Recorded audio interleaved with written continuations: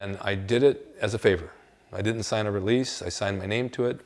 They printed about a dozen shirts. They sold. They printed another dozen, and pretty soon it was a gross, and they sold. And then I made a front and back design of a Gold's Gym guy on a tank top.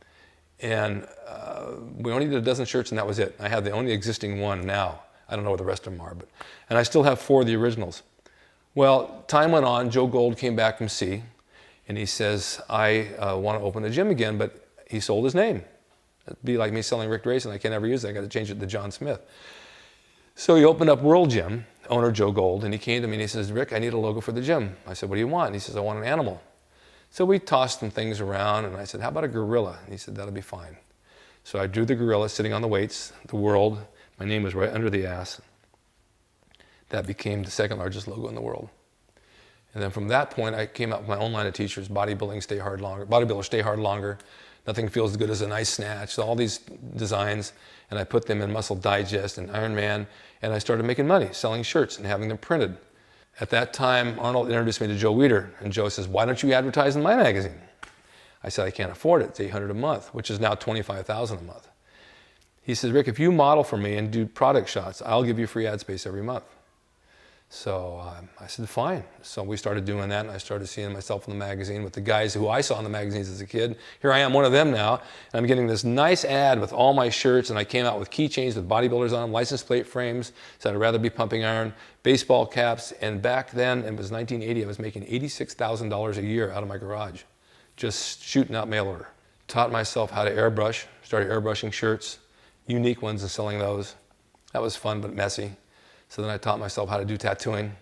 So I started doing tattooing out of my house, and then I started to get the gangbang element, and I didn't want them there. So I said, no, I don't want to do that. So I started doing computer graphics, doing my website, and doing designs on the computer and animation. Went into doing some editing, some video editing and web design, and that's where I am with that now because it was something that was my passion. But I still played my guitar. I had 2 boys, Adam 31, Shane 29 now. I taught them both how to play guitar. They had a band from the ages of 5 years up, really good. Adam plays country. Shane became a composer, and he produces music for Burn Notice 90210, Lincoln Heights, Everybody Hates Chris. He's doing a feature film. He's doing Ella Fitzgerald movie. I have a daughter who's going to be 19, who's a photographer at Pasadena Art Center. She and my son Shane work together. He produces the music. She shoots the album covers. And my wife has an after-school enrichment program. She's had it for 15 years. I don't know how many schools she has, but like 12 instructors, anywhere from hip-hop to gymnastics to dance to filmmaking to cooking, you name it. She went back to get her master's in dietetics because she's big into fitness, and she's going to work with children who are obese and have diabetes. This will kind of go hand in hand with what I'm doing because for the past 15 years, I have a pro wrestling school in my backyard. I think I have the only pro wrestling school around that takes kids 10 years and up. So I deal with a lot of children, a lot of celebrities' kids, and some have eating disorders, and I have some that are autistic, and she's dealing with one right now on his diet, so we kind of can work together on this thing. And because of this, I've had every network possible come out shoot videos on me, to shoot my school and shoot what I do and to shoot my background because it's so unique. And because of that, I started writing articles for Bodybuilding.com, Universal Nutrition. And then the funny thing about it is with kids, they really suck this stuff up. They want to wrestle, but it's more than beating people up. It's more than jumping off the top rope. It's about self-esteem, how to connect with people, how to work with them as a team, learning crowd psychology, your personality, your persona in the ring, mic skills, speaking on a microphone. So I had them learn how to do promos, and they stumble over words and this and that. And so I'd have them watch it. And I said, well, let me try this. Let's move into my garage. I had a big AWF banner, and we'll put them on YouTube. And we did. And I started getting a lot of responses. Then one thing led to another. I started interviewing them back and forth. And someone said, why don't you do an interview show? I said, yeah, not a bad idea. What will I call it? How about Rick's Corner? Corner of the Ring. There you go. So I started Rick's Corner, started getting celebrities, started getting wrestlers, legends, Gene LaBelle, people like that, Roger Lodge from Blind Date, Luke Perry, Robert Patrick from T2, and Albert Beckles. And next thing I knew, it became one of the most popular things on YouTube, and it's the #1 video on bodybuilding.com. And now I have 1 million viewers. So now I'm going to take it to the next level and see how far I can go with it and see what I can build it into. Because in life, you have several roads. It's like an octopus, and I have an octopus tattoo in my arm, which means all these different roads lead you in different directions. And you have to explore and experiment to see which one you want to go into and just kind of get off into another world. So there's no end to those roads. You just keep going. You might not take this one, but maybe you'll go back later and take it. But that's how you learn, and that's how you evolve and you become better at what you do. And I'll be 66 in 2 weeks. I'm not stopping. I'm still going forward. I can't wrestle anymore. I got torn quads in 2001, shoulders bad, ripped tricep. And then Joe Gold gave me a big table saw back in the 70s, and he said, "You want this saw?" I said, "Yeah, I'm adding some stuff to my house." And I still have that saw. This is what he built all of his equipment with. And one day on a Halloween, I'm building something. I look up some molding. All of a sudden, I lean down, cut 3 fingers off. These 2 they sewed back on. This one's missing. And that was Joe Gold's saw. Anyway, it's fine. I can still use it. I can't see scary movies because I can't hide my eyes.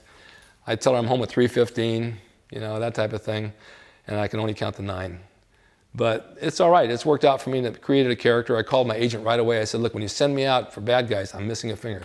And I actually used it when I go out to restaurants and I make the waiters freak out, you know, that type of thing.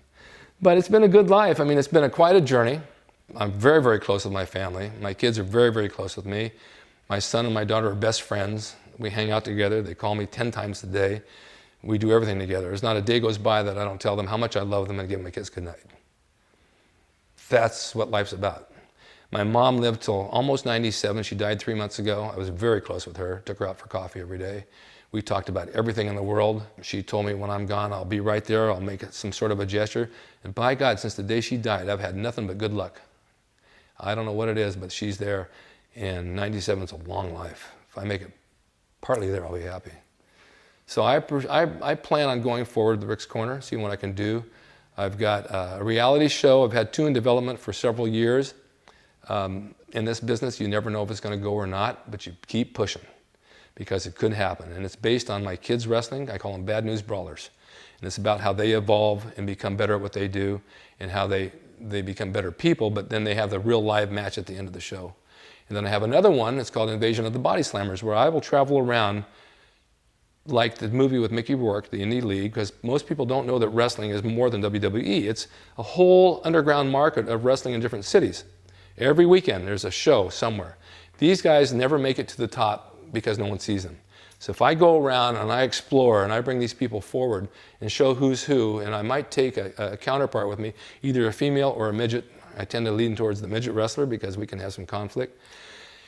And show 2 guys from each league after 6 weeks. Then we culminate into one big show of the Indie League, just like you see on TV, and put them on TV and let them be seen. So that's my plan. And it's going to work because I have not, maybe I'm naive, maybe I'm stupid. I just don't believe in no. You've got to go forward. You've got to move forward.